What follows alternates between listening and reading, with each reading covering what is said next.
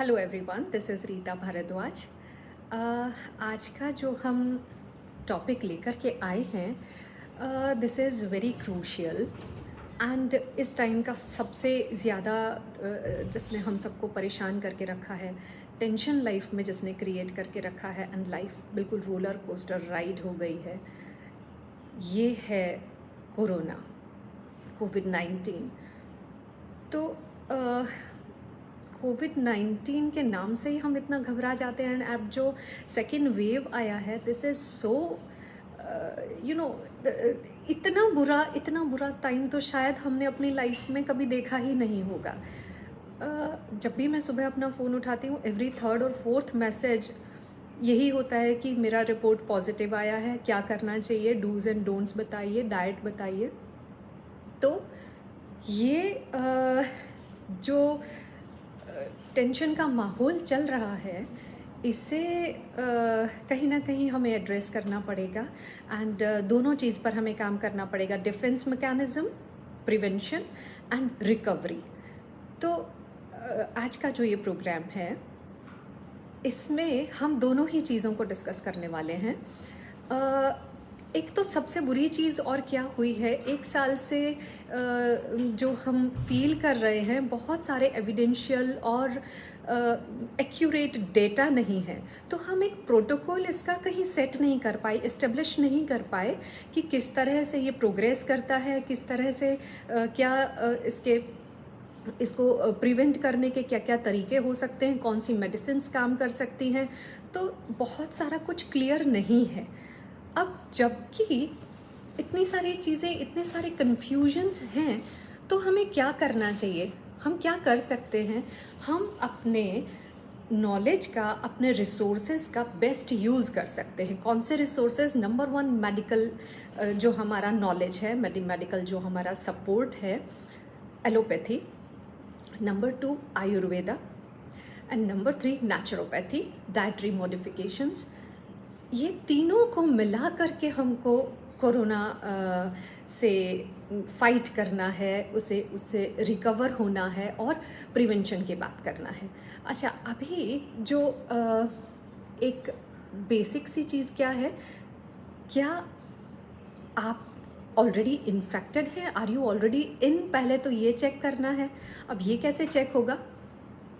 Fever है, sore throat है, coughing हो रहा है, बॉडी में वीकनेस है, फटीग फील हो रहा है, बॉडी एक है, हेडेक है एंड भूख कम लग रही है, या डाइजेस्टिव सिस्टम अपसेट है, इनमें से कोई सा भी इशू अगर है तो ये कोरोना का सिम्टम हो सकता है। एक किसी ने एक फॉरवर्ड भी भेजा था कि प्रेगनेंसी और फ्रैक्चर के अलावा सारे सिम्टम्स ऐसे हैं जो कोरोना के सिम्टम्स हो सकते हैं। Very true.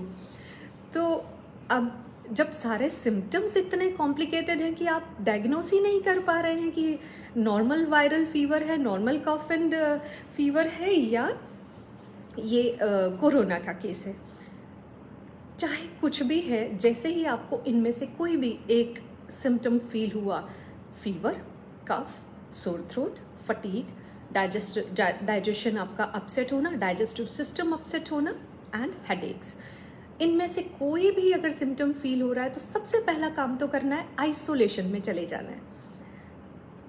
ऐसा करके हम क्या कर रहे हैं, हम जो पर्सन ऑलरेडी इन है, इन्फेक्टेड है, या जिसके चांसेस हैं इन होने के, उसे तो हम सिक्योर कर ही रहे हैं, प्लस हम बाकी के फैमिली मेम्बर्स को भी बचा रहे हैं। तो अब दो लोगों का हमें डाइट मैनेजमेंट करना है, दो लोगों को डिजीज़ का मैनेजमेंट करना है, दो लोगों के लिए हमें इस क्रूशियल सर्कमस्टेंसेस जो हैं उनका मैनेजमेंट करना है। तो नंबर वन तो जो ऑलरेडी इन है, जिसको आइसोलेट किया हमने।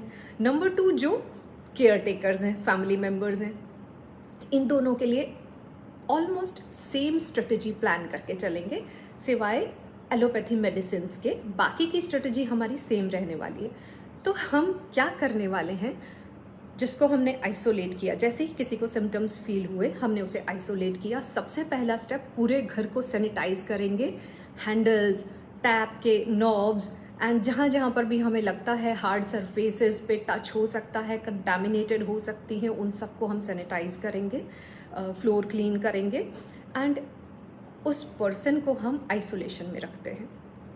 अब दो तरह से काम चल रहा है, एक डिफेंस एंड अटैक जो उस पर्सन के लिए हमारी स्ट्रेटजी है।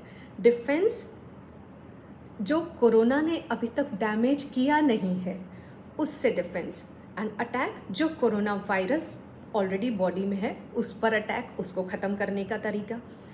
एंड जो बाकी के लोग हैं उनके लिए डिफेंस, डिफेंस एंड डिफेंस, किस तरह से उसको प्रिवेंट करना है, बस उस पे फोकस। एंड ये दोनों ही चीज़ें हमारी बिल्कुल वॉर लेवल पे चलनी चाहिए। इसका जो आपका प्लानिंग प्रॉपर होना चाहिए और आपका इम्प्लीमेंटेशन, एग्जीक्यूशन बिल्कुल परफेक्ट होना चाहिए। तो वॉर लेवल पे अगर हम शुरू दिन से ही, डे 1 से ही केयर करना शुरू करते हैं पेशेंट का, प्रिवेंशन की हम बात करते हैं, तो डेफिनेटली कॉम्प्लिकेशंस नहीं ही आती। मैंने खुद अपने घर में भी कोरोना के केसेस देखे हैं, बहुत क्लोज फैमिली मेम्बर्स को देखा है, एल्डरली पीपल को देखा है। तो I know it's tough, but नामुमकिन तो नहीं है। यस, वॉर लेवल पे आप काम कर रहे होते हैं, दिन और रात आप सिर्फ उसी की प्लानिंग में चल रहे होते हैं। तो ये सारी की सारी स्ट्रेटजीज़ क्या होती हैं, क्या कर सकते हैं आज हम पूरी उस पर बात करना चाहते हैं। तो ये 2 वॉर्स चल रही हैं, एक जो आइसोलेटेड पर्सन है उसके लिए, उसके डिफेंस मैकेनिज्म को कैसे हम अपना सकते हैं, हमें क्या करना है। T cells, fighter cells, immunity को अप लाने वाली जितनी भी सेल्स हैं, आपका जो डिफेंस मैकेनिज्म है उसको स्ट्रॉन्ग करना है। अब उसको स्ट्रॉन्ग करने के लिए अगेन हमारे पास 3 तरह की अलग अलग मेजर्स हैं। नंबर 1, आपके पास मेडिकल साइंस है, न्यूट्रिशन साइंस है, जो कहता है कि डिफेंस सेल्स को एकदम अपडेटेड रखने के लिए, एकदम स्ट्रॉन्गेस्ट लेवल पर उसको अपना वो काम कर सके, उस लेवल पर ले जाने के लिए उसे चाहिए vitamin C, zinc, proteins, selenium, and इसके साथ साथ एक ऐसा एटमॉस्फेयर जो एंग्जाइटी और स्ट्रेस से दूर हो। तो हम सारे सप्लीमेंट्स देने शुरू करेंगे, D3 ऑल्सो। तो हम ये सारे के सारे सप्लीमेंट्स देना शुरू करेंगे। कौन कौन से सप्लीमेंट्स हमको देने हैं, केयर टेकर को भी लेने हैं, एंड जो आइसोलेटेड है पर्सन, जो ऑलरेडी इन्फेक्टेड है, उसको भी लेने हैं। ये कौन से सप्लीमेंट्स हैं, विटामिन सी, दिन का 1000 mg के जितना डोज हमें लेना है। D3 once in a week 60 kIU, and zinc का टेबलेट 50 mg एवरी डे। ये 3 तो लेने ही हैं। इसके अलावा आपकी डाइट में बहुत अच्छा protein, easy to digest protein होना चाहिए। Why easy to digest? Because आप ऑलरेडी स्ट्रेस में हैं एंड कोरोना इन्फेक्टेड भी हैं, तो आपका डाइजेस्टिव सिस्टम ट्रोल पर है। तो जितना इजी टू डाइजेस्ट फूड आप खाएंगे उतना आपके लिए अच्छा है। और इसमें भी हम डे वाइज इसे कैटेगराइज करेंगे, जिस पर हम अभी आते हैं। तो स्टार्टिंग में हम इजी टू डाइजेस्ट फूड की ही बात कर रहे हैं। तो सिंपल प्रोटीन जैसे खिचड़ी, तो राइस एंड मूंग दाल का खिचड़ी, मूंग दाल का चिल्ला, या फिर कुछ ड्राई फ्रूट्स के साथ मिल्क एंड ओट्स बना दिया। बहुत सिंपल से प्रोटीन्स हमको देने हैं। हैवी हाई जो पनीर आप नहीं दे सकते, एग्स आप शुरू के 2-3 दिनों के लिए नहीं दे सकते। तो जो चीज़ें ग्रीन लीफी वेजिटेबल्स आप बहुत सारी दीजिए। बीटा कैरोटीन बहुत अच्छा है। बीटा कैरोटीन आपकी फाइटर सेल्स को बनाने के लिए, उसके सिंथेसिस के लिए एक रॉ मटेरियल है। तो बीटा कैरोटीन के लिए बहुत सारी कलरफुल वेजिटेबल्स आप दे सकते हैं। कैरेट्स दे सकते हैं, पालक दे सकते हैं, yellow capsicum, green capsicum, red capsicum, जितने भी आपको कलरफुल चीज़ें दिखाई देती हैं सब कुछ पका सकते हैं। गरम सूप्स आप दे सकते हैं। तो ये सब छोटी छोटी चीज़ें डाइटरी मैनेजमेंट की हमने बात की, जो आपकी मेडिकल साइंस, न्यूट्रिशन साइंस को सपोर्ट कर रही थी कि हमें इन सारे विटामिन्स और मिनरल्स को हाई रखना है, जो आपकी इम्यूनिटी को अप ला रहे। फाइटर सेल्स को फाइट करना है, तो उसको फ्यूल कौन देगा? ये सारे न्यूट्रिएंट्स। तो इसका ये मतलब हुआ शुरू के 3-4 दिन, इन्फेक्शन के बाद के 3-4 दिन जो बड़े ही क्रूशियल हैं, वहाँ पर हमारी स्ट्रेटजी क्या होनी चाहिए? हमारी स्ट्रेटजी होनी चाहिए nutrient dense diet. Calorie high diet नहीं चाहिए हमें, न्यूट्रिएंट डेंस डाइट चाहिए। अब ये न्यूट्रिएंट डेंस डाइट किस तरह से बनानी है? जो भी चीज़ आप बना रहे हैं उसमें आपने ये इन की इंग्रेडिएंट्स को, की न्यूट्रिएंट्स को आप ख्याल में रखेंगे और हर चीज़ में इन्हें आप ऐड करेंगे। जैसे आपने दाल बनाया, थोड़ा सा आपने उस पर लेमन डाल दिया, तो ऐसे करके आपने उसको विटामिन सी एंड प्रोटीन का कॉम्प्लीमेंट्री एक पैकेज दे दिया।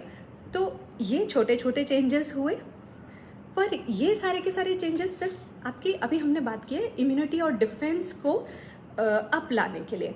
अभी जो इसके बाद जो ज़रूरत आती है डिफेंस के बाद, अब जो अटैक हो चुका है उस वायरस को किल कैसे करें, कैसे अपनी बॉडी से बाहर निकालें, इसकी बात करते हैं।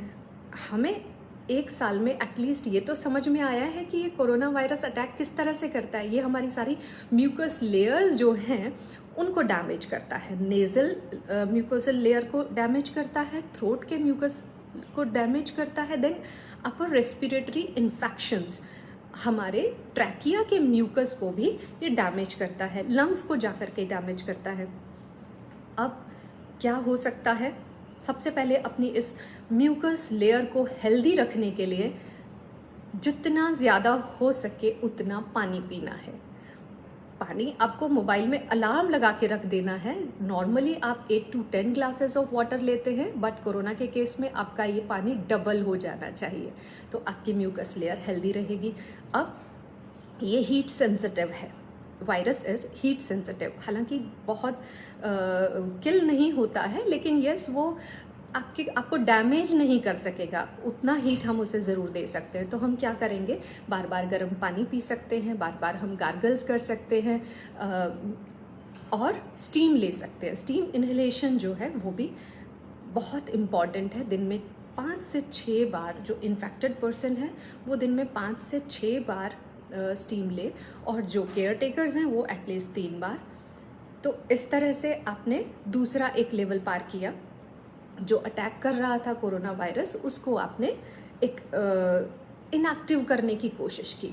तो आपने न्यूट्रिशनली रिच फूड खाया, जिससे आपने अपनी इम्यूनिटी को, अपने फाइटर सेल्स को एम्पावर किया। सेकेंड स्टेप, आपने इस अटैक को थोड़ा पीछे फेंका, थोड़ा सा इस कोरोना का जो इन्फेक्शन फैल रहा था उसको आप अटैक मोड में आए, आप उसको पीछे कर रहे हैं, आप उसको भगा रहे हैं। तो ये 2 काम आपने किए। अब तीसरा और हमें क्या करना चाहिए, अब हमें अपने आयुर्वेदा के नॉलेज को, नेचुरोपैथी के नॉलेज को भी बीच में ले आना चाहिए। बहुत सारी ऐसी मेडिसिनल हर्ब्स हैं जिनका प्रूवन है कि वो आपकी इम्यूनिटी को बढ़ाती हैं। ऐसे वोलेटाइल उसमें से ऑयल्स निकलते हैं जो आपके रेस्पिरेटरी सिस्टम को हेल्दी रखते हैं, जैसे कि कैम्फर, कपूर। तो कपूर को सिंपली आप स्मेल करते हैं, उससे उसमें ऐसे वोलेटाइल ऑयल्स, एसेंशियल ऑयल्स निकलते हैं जो आपके रेस्पिरेटरी सिस्टम को बहुत अच्छा रखते हैं, हेल्दी रखते हैं। तो बहुत सिंपल सी रेमेडी है एंड इसका कोई साइड इफ़ेक्ट तो है ही नहीं। और इसके अलावा क्या कर सकते हैं, गिलोय, हल्दी, टर्मरिक, सिनेमन, तुलसी, ब्लैक पेपर, हनी, जिंजर, ये सब चीज़ें मिला करके आप एक काढ़ा या उकाला एक बना सकते हैं। कॉन्सेंट्रेटेड एक बना करके कॉन्सेंट्रेट आप रख सकते हैं। एवरी टाइम दिन में 2 या 3 बार आप इसको पानी गर्म कीजिए, उसमें ये 1 स्पून के जितना मिक्स कीजिए, और ये उस इन्फेक्टेड पर्सन को भी पीने के लिए देना है, प्लस आपको भी लेना है, केयर टेकर को भी।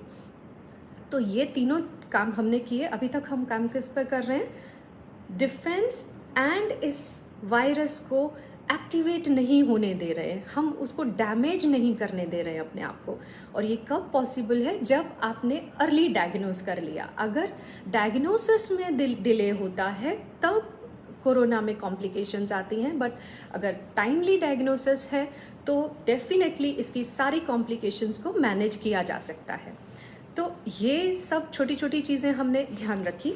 अभी एक चीज़ और है जो मैंने आपको बोला था कि हम डेज़ के हिसाब से बात करते हैं।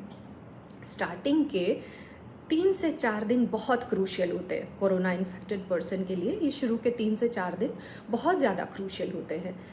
क्योंकि ये टाइम पर कोरोना वायरस बहुत एक्टिवेटेड है, वो आपको अटैक करने की कोशिश कर रहा है, डैमेज करने की कोशिश कर रहा है अपर रेस्पिरेटरी ट्रैक्ट को, एंड हमारी बॉडी उससे फाइट कर रही है। अगर उस टाइम पर आपने उन फाइटर सेल्स को पीछे से फ्यूल दे दिया, एक सपोर्ट कर दिया अगर उन्हें, तो डेफिनेटली वो कोरोना वायरस डैमेज नहीं कर पाएगा। एंड दूसरी चीज़, अगर वो जो डैमेज कर रहा है उसको साथ साथ आपने कंट्रोल कर दिया, उस डैमेज कंट्रोल पर आपने फोकस किया, जैसे आपने स्टीम लिया, गर्म पानी लिया, गार्गल्स किए, बीटाडिन डाल करके गार्गल्स कर सकते हैं, सॉल्ट एंड हल्दी डाल के गार्गल्स कर सकते हैं, ये सब किया तो डेफिनेटली डैमेज नहीं होगा। एंड 3 से 4 दिन तक आपका डाइजेस्टिव सिस्टम बहुत स्लो पेस पर काम कर रहा है, तो बिल्कुल लाइट फूड, खिचड़ी है, दाल राइस है, मूंग दाल का चिल्ला है, गेहूं कम से कम खाएं, ग्लूटेन फ्री डाइट होना चाहिए इस टाइम पर, क्योंकि गेहूं को या किसी भी ग्लूटेन रिच फूड को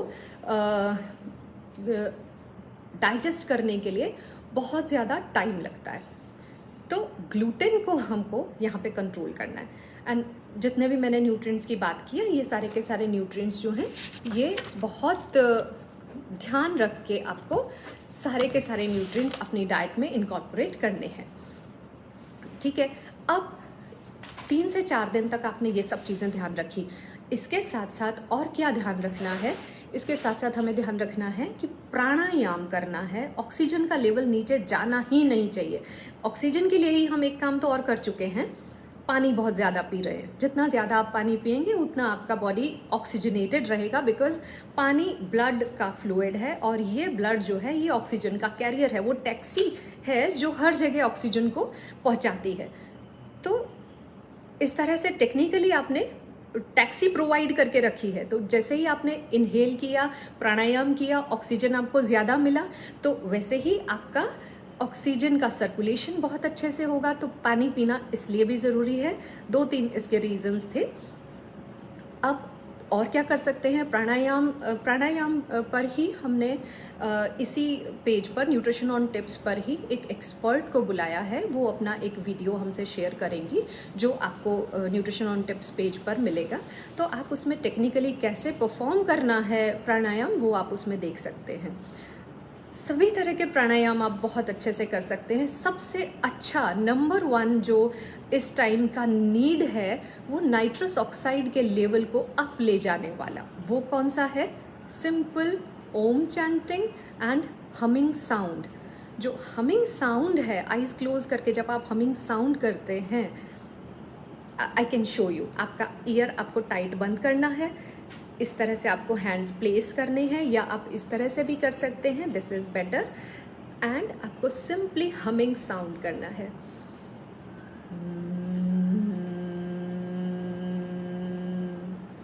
दिस वे आप अपनी नेज़ल में, आप अपने रेस्पिरेटरी ट्रैक्ट में ऑक्सीजन के लेवल को अप कर रहे हैं, आपकी बॉडी में नाइट्रस ऑक्साइड का लेवल इंक्रीज कर रहे हैं। And this is really miracle, amazing pranayama है ये, भ्रामरी प्राणायाम का ही कॉपी है।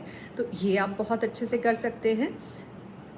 और जो इन्फेक्टेड पर्सन है उसके लिए बड़ा ही ज़रूरी है दिन में 2 से 3 बार योग निद्रा करें।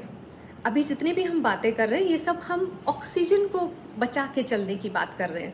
96-97 से नीचे लेवल जाए ही नहीं, हम उसकी बात कर रहे हैं। तो योग निद्रा भी उसका एक पार्ट है। योग निद्रा से क्या फ़ायदा होगा? योग निद्रा की पोजीशन में आपकी सारी सेल्स जो हैं वो रेस्टिंग मोड में हैं। जब सारी सेल्स रेस्टिंग मोड में हैं तो वो ऑक्सीजन का मैक्सिमम यूज़ करती हैं, ऑक्सीडेशन अपने पीक पर होता है। तो अगर ये सारे के सारा प्रोसेस जो है ये बहुत अच्छे से चलने के लिए अगर आपने योग निद्रा परफॉर्म किया है तो जो ऑक्सीजन को लेना और उस ऑक्सीजन को यूज़ करना, उस ऑक्सीजन का यूटिलाइजेशन फ्रॉम आवर बॉडी, तो ये एक प्रॉपर साइकिल चलेगा। एक ये फ़ायदा, और दूसरा एक और फ़ायदा है, जो कोविड इन्फेक्टेड पर्सन है वो बहुत स्ट्रेस में है, एंग्जाइटी में है, और एंग्जाइटी एंड स्ट्रेस हमारी इम्यूनिटी अप ले जाने वाली फाइटर सेल्स के किलर्स हैं। तो हम खुद ही अपने किलर्स को, अपने फाइटर्स को मार डालेंगे अगर हम स्ट्रेस में चले गए तो हमें स्ट्रेस तो करना ही नहीं है। इसलिए योग निद्रा वहाँ पर भी हेल्प करेगी। एंड योग निद्रा में जब आप पूरी बॉडी को शवासन की पोजीशन में लेटाते हैं, जब आप उसको बॉडी को फुल्ली ऑक्सीजनेटेड करने के प्रोसेस में है, काम है बॉडी, उस टाइम पर आपके अंदर पॉजिटिविटी भी ज़्यादा आती है, एंग्जाइटी एंड स्ट्रेस भी नहीं होता। एंड एक फ़ायदा और भी है, जो इन्फेक्टेड पर्सन है वो उसके dear ones, near and dear friends, relatives पूरे दिन फ़ोन पर बात करते हैं। अब बात करने में बुराई नहीं है, लेकिन बुराई कहाँ पर है, जब when you speak you breathe less.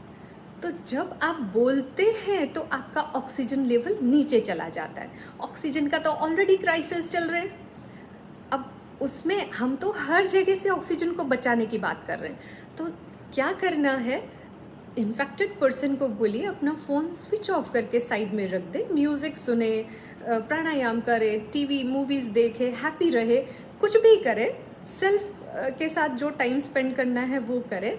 Phone पे बातें नहीं करें। फ़ोन पे बात करना है तो सिर्फ गुड लिसनर बन के बात ज़्यादा नहीं करें, अदरवाइज़ ऑक्सीजन लेवल नीचे चला जाएगा। अब ये तो सारे के सारे प्रिवेंटिव मेजर्स थे कि हमको ऑक्सीजन लेवल नीचे जाने नहीं देना है, या फिर हमें किस तरह से ऑक्सीजन लेवल को अप लेके जाना है।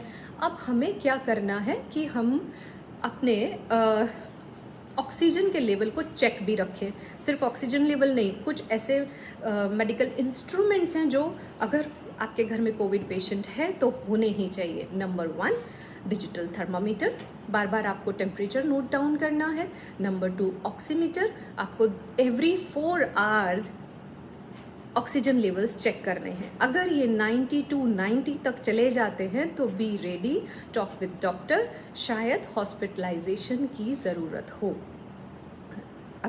अगर हम ये प्रिवेंटिव मेजर्स पे ध्यान रखेंगे तो डेफिनेटली ऐसा सीन आने ही नहीं वाला कि हॉस्पिटलाइज करना पड़े। बट आपको you have to watch your oxygen level. तो थर्मामीटर आपके घर में होना चाहिए, ऑक्सीमीटर आपके घर में होना चाहिए। थर्ड नंबर, आपके पास स्टीम इनहेलेशन का जो इंस्ट्रूमेंट आता है वो ज़रूर होना चाहिए। तो स्टीम आपको 6 से 7 बार लेनी है, केयर टेकर्स को 3 बार लेनी है, एंड इन्फेक्टेड पर्सन को 6 से 7 बार लेनी है। और आपके रूम में जो आइसोलेटेड पर्सन है उसी के रूम में एक हॉट वाटर बैग या इलेक्ट्रिक हीटिंग पैड एंड एक इलेक्ट्रिक केटल भी ज़रूर होना चाहिए, ताकि वो बार बार पानी गर्म करके पी सके।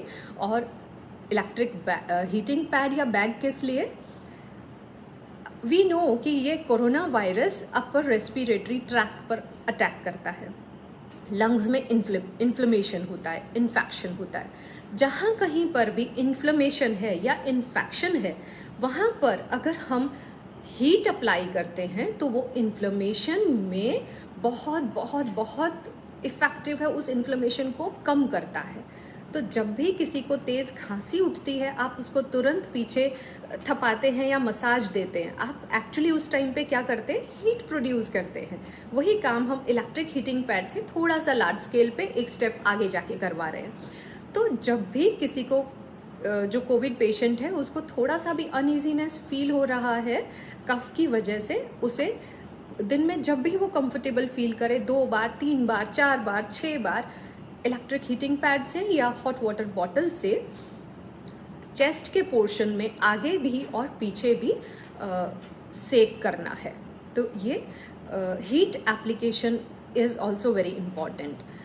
एंड बार बार गर्म पानी से कुल्ला करना है। क्यों, हमने म्यूकस का बात किया था, नेज़ल के लिए तो हमने कैम्फर का बात किया, स्टीम का बात किया, बट हमने गार्गल्स का बात किया अपना नेज़ल ट्रैक के लिए। बट हमने टीथ के बीच में जो म्यूकस है और जो हमारे पूरे माउथ कैविटी में जितना सारा म्यूकस की लेयर है उसके प्रोटेक्शन के लिए बात नहीं किया। उसके लिए हमें नमक और हल्दी गर्म पानी में डालकर या बीटाडिन डाल करके कुल्ला करना चाहिए, बार बार गर्म पानी से कुल्ला करना चाहिए, सो दैट टीथ के बीच में भी जो म्यूकस है वहाँ पर भी कहीं वायरस रह ना जाए, या वो वहाँ पर अपनी दीज आर वायरस फैक्ट्रीज जहाँ पर वो ग्रो करता है। तो इन फैक्ट्रीज पर कंटिन्यूस अटैक चलते रहेगा तो वो ग्रो कर ही नहीं पाएगा। अभी एक चीज़ और ध्यान रखना है, ये हमने 3 से 4 दिन का बात किया, इन 3-4 दिन क्रूशियल 3 to 4 डेज थे। इतना अगर हमने केयर कर लिया तो आप देखेंगे कि पर्सन का फीवर डाउन होना शुरू हो जाएगा एंड उसको काफ़ी इम्प्रूवमेंट फील होगा। कफ जो स्टार्टिंग में उसे फील हो रहा था उससे कहीं कम ही होगा। अगर हम इस लेवल तक पहुंच गए तो समझ लो आधा तो हमने फाइट जीत ही लिया। अभी क्या करना है, अब हमें एनर्जी पर फोकस करना है। रिवाइटल डाइट अब शुरू होगा। रिवाइटल डाइट, अभी तक तो कौन सा डाइट था, डिफेंस मोड में थे हम, अटैक मोड में थे, अब हम रिवाइटल डाइट की बात कर रहे हैं। रिवाइटल क्यों चाहिए, क्योंकि जो थोड़ा बहुत डैमेज हमारी सेल्स का हुआ है उसे हमें रिकवर करना है। तो ये रिकवरी डाइट की अब हम बात करते हैं after 3 to 4 days. Now your diet should be rich in proteins. अब यहाँ पर आप एग्स भी खा सकते हैं, यहाँ पर आप दाल, पल्सेस, कठोर, जितने भी आप लेग्यूम्स खा सकते हैं, काला चना खा सकते हैं, राजमा खा सकते हैं, सब कुछ आप बॉइल्ड जितने भी चीज़ें खाना चाहते हैं आप खा सकते हैं। और एक छोटा सा very easy and quick recipe मैं आपको बताती हूँ। Foxtail nuts, makhana, that is very good source of so many minerals and proteins. Makhana को आप थोड़ा सा रोस्ट कर दीजिए एंड उसको चर्न करके पाउडर कर दीजिए। उसी के साथ थोड़ा सा खसखस को रोस्ट कर दीजिए। पॉपी सीड्स 1 स्पून, 1 कप अगर मखाना है तो 1 स्पून के जितना पॉपी सीड्स, खसखस, वो आपने उसके साथ रोस्ट कर दिया। एंड थोड़े से dry fruits, mix dry fruits, pumpkin seeds, almonds, walnuts, resins, सब मिक्स करके आप थोड़ा सा रोस्ट करके इन सब चीज़ों का पाउडर करके एक डब्बे में भर के रख दीजिए। अब आपके लिए भी इजी हो जाएगा, क्योंकि आप भी पूरा दिन भाग दौड़ कर रहे हैं। कोरोना के पेशेंट को संभालना इतना इजी भी नहीं है, उसके लिए सब कुछ मैनेज करना। तो ये एक ब्रेकफास्ट का बहुत अच्छा आइडिया है। आपने मिल्क लिया 1 ग्लास, उसके अंदर 3 to 4 स्पून ये पाउडर प्रीमिक्स डाला, जस्ट लाइक सेरेलक, और उसको आपने मिक्स किया, इस पॉरेज बन गया। ये पॉरेज आपने अगर खाया तो ये एक protein rich, easy to digest porridge है। ये आपकी पूरे दिन की डाइट में कहीं ना कहीं होना चाहिए when you are fighting with corona और you are trying to prevent this कोविड-19। तो ये एक छोटा सा मैंने एग्जाम्पल दिया। इस तरह की बहुत सारी रेसिपीज़ आप खुद से बना सकते हैं। सिर्फ फोकस हमें किस पे करना है, minerals rich and proteins rich आपकी डाइट होनी चाहिए। रिवाइटल डाइट में सेकेंड चीज़ आती है एनर्जी लेवल्स। अभी तक हमने जितनी भी बात किया वो सारी की सारी इजी टू डाइजेस्ट, हल्का खाना। अब हम बात करते हैं, ये वो टाइम है जब आप आटे का शीरा भी दे सकते हैं, गुड़ डाल करके राब भी बना के दे सकते हैं, बाजरा का राब भी आप बना के दे सकते हैं, ओट्स का राब भी दे सकते हैं। अगर कोई डायबिटिक पेशेंट है तो उसको आप बाजरा का राब या गेहूं का राब के सेम तरीके से आप उसको ओट्स का राब दे सकते हैं। बट यस, हम उसमें गुड़ नहीं डालेंगे, उसकी जगह हम उसमें 1 अंजीर और 2 खजूर डालेंगे। तो इस तरह की प्रिपरेशन आप एनर्जी लेवल्स को अप रखने के लिए यूज़ कर सकते हैं। अब कोरोना पेशेंट जब एकदम सुबह अपना उठते से ही ऑक्सीजन लेवल चेक करते हैं तो उनका उस टाइम पे ऑक्सीजन लेवल थोड़ा सा कम रहता है एंड बॉडी टेम्परेचर भी डाउन रहता है। अगर फीवर उतर गया है तो बॉडी टेम्परेचर भी डाउन रहता है। Y so? बिकॉज 12 आवर्स और मोर देन 12 आवर्स का फास्टिंग था। लास्ट फूड जब लिया उसके बाद सुबह उठ करके जब चेक किया तो वो इतने आवर्स आप अपनी बॉडी को भूखा नहीं रख सकते। बट सो रहा है पर्सन तो भूखा रहना पड़ेगा। उठते ही उसका डाइट, उसका जो फर्स्ट ड्रिंक होना चाहिए वो कौन सा होना चाहिए, जिससे उसको एनर्जी मिले, जो रिवाइटल हो, ऐसी मेडिसिनल हर्ब्स उसमें हो जो उसके सारे सिस्टम को, इम्यूनिटी को, फाइटर सेल्स को और उसकी जितनी भी new cell generation, new cell synthesis की जो प्रोसेस है उसको और एनहांस करे, उसको पावर दे। तो ये क्या हो सकता है? सबसे पहले उठते ही एक उकाला हम उसको दे सकते हैं। इसमें हम ड्रमस्टिक लीव्स, मोरिंगा लीव्स डाल सकते हैं। इसमें हम करी पत्ता, मीठा नीम जिसे कहते हैं, उसकी कुछ लीव्स डाल सकते हैं। कुछ का मतलब 1 कप में 4 to 5, बस। बहुत सारी लीव्स डाल के बहुत कॉन्सेंट्रेटेड नहीं कर देना है। 1 कप अगर पानी है, 5 to 6 लीव्स, जितनी भी चीज़ें मैं बता रही हूँ उन सब की, few leaves of Tulsi, 1 pinch cinnamon, 1 pinch black pepper, थोड़ा सा टर्मरिक पाउडर एंड थोड़ा सा हनी। ये एक अपने एम्प्टी स्टमक उकाला काढ़ा आपने उस या हर्बल टी आपने पेशेंट को दिया, या अभी प्रिवेंशन के लिए भी आप एवरी डे ले सकते हैं, ये आपने दिया। But once in a day sufficient है। अगर मेडिसिन्स चल रही हैं तो, अगर कोई मेडिसिन्स दूसरी नहीं चल रही हैं तो आप दिन में 3 बार भी दे सकते हैं, बिकॉज मेडिसिन्स ऑलरेडी उसके साइड इफ़ेक्ट्स होंगे, और ये काढ़ा जो है ये भी कुछ गर्म होता है, हॉट तासीर का होता है, तो हम बहुत ज़्यादा नहीं देना चाहते। ये दिया, और इसके बाद जो मैंने आपको मखाना वाला रेसिपी शेयर किया था, वो ब्रेकफास्ट में हमने this kadha should be followed by that makhana वाला प्रिपरेशन पोरेज, एंड उसके बाद आपने वो राब दिया। तो आपने सुबह 10 बजे तक ही पर्सन का एनर्जी लेवल बहुत अच्छा मेंटेन करके रखा। इसके बाद एवरी 2 आवर्स पर कुछ न कुछ देना है। तो सुबह में आपने उकाला दिया, उसके बाद अराउंड 8-8:30 आपने पॉरेज दे दिया फॉक्सटेल नट्स का। देन आपने 10 o'clock राब दिया, एंड 11 o'clock 11:30 के करीब आपने कोई एक फ्रूट खाने को दिया। फ्रूट में ऐसा फ्रूट बिल्कुल भी नहीं देना है जो कि कफकारी हो, और शुरू के 3-4 दिन सीट्रस फ्रूट्स नहीं देने। ये एक बड़ा मिथ है कि जब पर्सन को कोरोना है तो उसको ऑरेंज जूस दो, उसको ऑरेंजेस दो, उसको कीवी दो। कीवी इज़ ऑलरेडी खट्टा, ऑरेंज कफकारी होता है, खट्टा भी होता है, तो ये दोनों ही फ्रूट्स इस टाइम पे नहीं देने, 5-6 दिन के बाद देने हैं। तो 5-6 दिन के बाद शुरू करिए, स्टार्टिंग के डेज में मत दीजिए। स्टार्टिंग के डेज में जो आप फ्रूट्स दे सकते हैं, that can be papaya, that can be chikoo, dragon fruit. ये तीनों फ्रूट्स पेयर, ये फ्रूट्स ऐसे हैं जो कफकारी नहीं हैं और काफ़ी अच्छे हैं कोरोना पेशेंट के लिए। तो आपने 11 बजे के करीब फ्रूट दिया। देन 1 o'clock आपने लंच दिया। लंच में आपने एक दाल रखा या कुछ भी कठोर लेग्यूम्स पल्सेस का कुछ एक प्रिपरेशन रखा। कर्ड आपको सोच करके स्टार्ट करना है। अगर कफ बिल्कुल नहीं है तो आप कर्ड दे सकते हैं, अगर थोड़ा भी कफ है तो आप कर्ड नहीं दे सकते। तो प्लीज़ ध्यान रखिए, जैसा पेशेंट का जो कंडीशन है उसके हिसाब से आपको डिसाइड करना है। प्रोबायोटिक रिच होना चाहिए डाइट, बट अगर कफ है तो दही जो है वो ख़राब करेगा, तो कर्ड नहीं देंगे। होममेड पनीर दे सकते हैं, छेना, फ्रेश छेना बना के हम दे सकते हैं। एंड चपाती को आप मल्टीग्रेन कर दीजिए, सिर्फ गेहूं का चपाती मत दीजिए। मल्टीग्रेन में क्या कर सकते हैं, थोड़ा ओट्स डाल सकते हैं, रागी डाल सकते हैं, एंड चिया सीड्स का पाउडर करके 2 स्पून के जितना हम उस पर्सन की रोटी में मिक्स कर सकते हैं। तो ये रोटी rich in proteins and all minerals and vitamin, B complex vitamin में रिच हो जाती है। तो ये इस तरह का आपने एक उसको लंच दिया। देन अराउंड 4 o'clock आप सूप दे सकते हैं, मिक्स वेजिटेबल सूप दे सकते हैं, कैरेट बीट टोमेटो सूप दे सकते हैं, बेसिल टोमेटो कैरेट एंड लौकी, इसका सूप आप दे सकते हैं। देन अगेन 2 आवर्स के बाद, अच्छा इस सूप के साथ कुछ थोड़े से नट्स आपको दे देने चाहिए जिसमें कुछ रेजिन्स भी मिक्स हों। एप्रिकॉट, ड्राई एप्रिकॉट आप दे सकते हैं, आमंड्स, वॉलनट्स, पिस्ता, ये तीनों ही बहुत अच्छे ड्राई फ्रूट्स हैं इस टाइम पर देने के लिए। काजू हमें नहीं देने, cashews are not good because उनका टेंडेंसी होता है वो कफ क्रिएट करते हैं। तो ये बाकी के सारे ड्राई फ्रूट्स, थोड़े से नट्स एंड थोड़े से सीड्स विद सूप आपने दिया। Then around 6 o'clock 1 cup milk दे सकते हैं। उसमें आप कोई भी रेडी प्रोटीन पाउडर भी डाल सकते हैं, जैसे एंश्योर आप उसमें डाल सकते हैं। अगर टी और कॉफ़ी की हैबिट है तो आप वो भी दे सकते हैं। यहाँ पे कुछ लाइट स्नैक्स भी आप दे सकते हैं, हॉट स्नैक्स लाइक पोहा, उपमा, ऐसा कुछ बना के भी दे सकते हैं।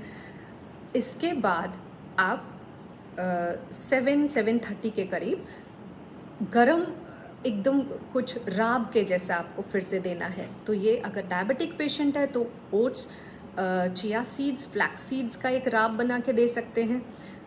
रागी भी उसमें मिक्स कर सकते हैं, रागी का राब आप दे सकते हैं। एंड मीठे के लिए आप उसमें खजूर और अंजीर डालेंगे, गुड़ या शक्कर नहीं डालेंगे। अगर पेशेंट डायबिटिक नहीं है तो आप उसमें मीठा डाल सकते हैं, बट शक्कर की जगह हम गुड़ यूज़ करें तो बेटर है।